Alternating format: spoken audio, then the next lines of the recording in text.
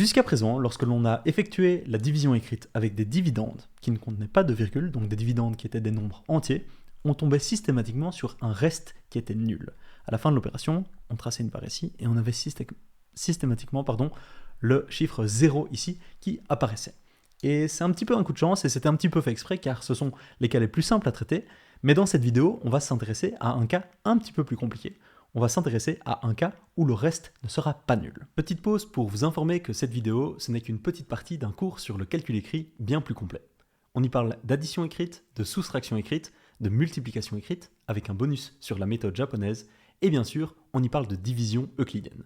Si vous voulez accéder au cours complet, qui a un prix vraiment abordable, le lien est dans la description. Merci, on peut reprendre la vidéo.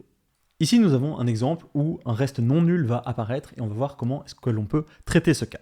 Alors ici, on a le nombre 888 que l'on va diviser par 5. Et comme d'habitude, on va se poser la question suivante. Combien de fois 5 rentre-t-il dans 8?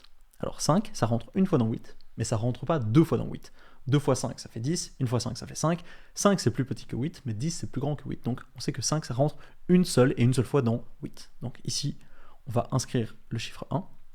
Et on va soustraire ici au 8 le produit de ces deux chiffres ici, 1 fois 5 ça fait 5, et on a ici 8 moins 5, et 8 moins 5, ça fait 3. Très bien, ça c'était la première étape. Ensuite, on fait ici descendre le chiffre 8, et on fait apparaître ici le nombre 38. Et encore une fois ici, on doit se poser la question suivante, combien de fois 5 rentre-t-il dans 38 ? Alors si on connaît bien cette table de 5, on sait que 8 fois 5, ça fait 40. 40 qui est tout juste plus grand que 38, donc ça ne rentre tout juste pas dans 38. Par contre, si on fait 7 fois 5 c'est 35. 35 c'est plus petit que 38, donc 5 rentre 7 fois dans 38, mais pas plus, pas 8 fois, 7 fois. Donc ici on peut noter ici le chiffre 7, et on soustrait à 38 le résultat de 7 fois 5. 7 fois 5, 35, et on a donc ici 38 moins 35, et 38 moins 35, ça fait 3.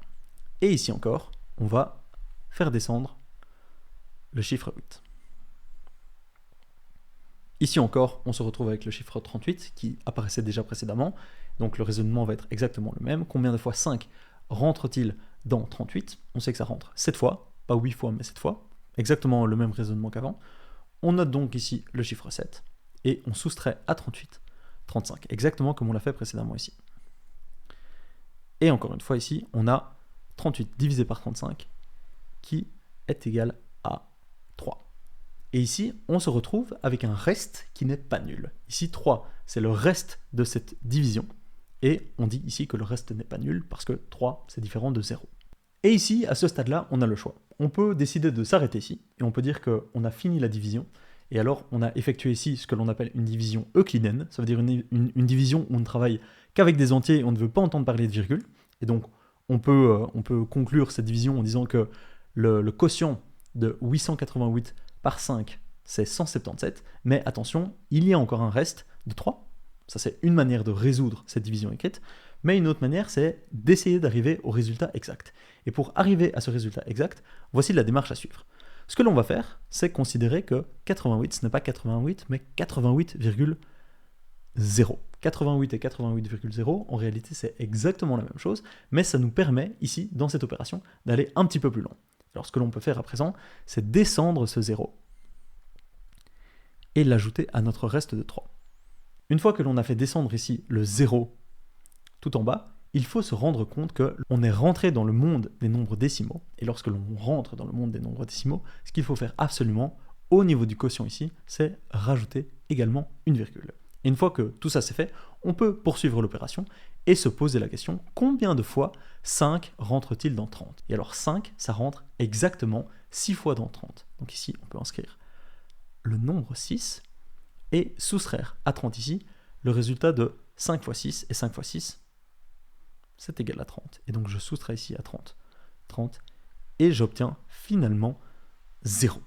Et donc cette fois-ci, puisque j'obtiens 0 à la fin de ma division écrite, je sais maintenant que j'ai le résultat exact. Alors maintenant, on ne parle plus de division euclidienne, parce qu'on est rentré dans le monde des décimaux, on commence à travailler avec des virgules, donc ici, on n'appelle plus ça une division euclidienne, mais on fait ici la division exacte de 888 par 5, et le résultat exact, il est égal à 177,6. Et on va vérifier ça à la calculatrice. 888 divisé par 5, c'est bien égal à 177,6. Vous savez maintenant comment gérer le cas d'une division écrite avec un reste non nul. On se retrouve dans la prochaine vidéo. À très vite.